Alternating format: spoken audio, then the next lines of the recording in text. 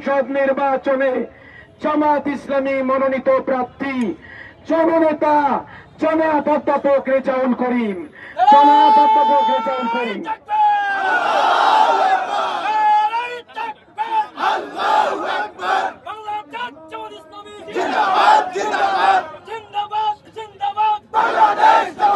আলহামদুলিল্লাহ রাব্বিল আলামিন, আসসালাতু ওয়াসসালামু আলা সাইয়্যিদিল মুরসালিন ওয়া আলা আলিহি ওয়া সাহবিহি আজমাইন।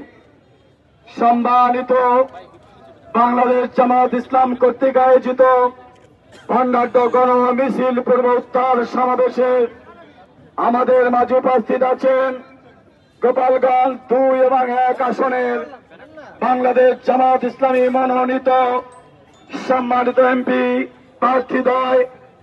উপস্থিত আছেন আমাদের সাংবাদিক বন্ধুরা, প্রশাসনের অন্যতম ভাইরা, আমাদের সংগ্রামী সাথী ও বন্ধুরা। আমি সর্বপ্রথম আপনাদেরকে আন্তরিক ধন্যবাদ জানাই।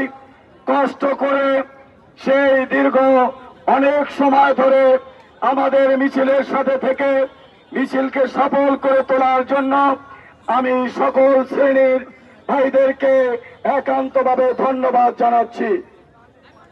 বান্ডেল থাকলে প্রতি সেনমানিতে টাকা বাঁচবে। বিকাশ সেনমানি বান্ডেল কিনে জিতুন প্রতি লেনদেনে।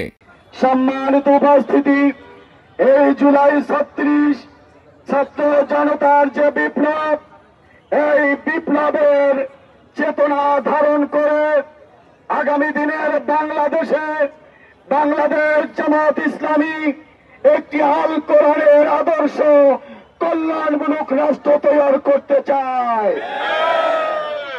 আমরা আপনাদের কাছে বলতে চাচ্ছি, আপনাদের বিবেকের কাছে একটিবার করজোড়ে অনুরোধ। সকল দল দেখেছেন, স্বাধীনতার 54 বছরের শাসন দেখেছেন। একটিবারের জন্য বাংলাদেশ জামাত ইসলামীকে আপনারা রায় দিয়ে আগামী দিনের বাংলাদেশকে সন্ত্রাস মুক্ত, চাঁদাবাজ মুক্ত, দুর্নীতি মুক্ত একটি কল্যাণ রাষ্ট্র গড়ার সুযোগ করে দিবেন।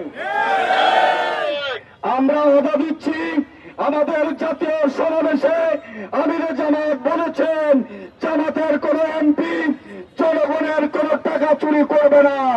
এমপিদের বরাদ্দ টাকা জনগণকে নিয়ে বন্টন করা হবে ইনশাআল্লাহ।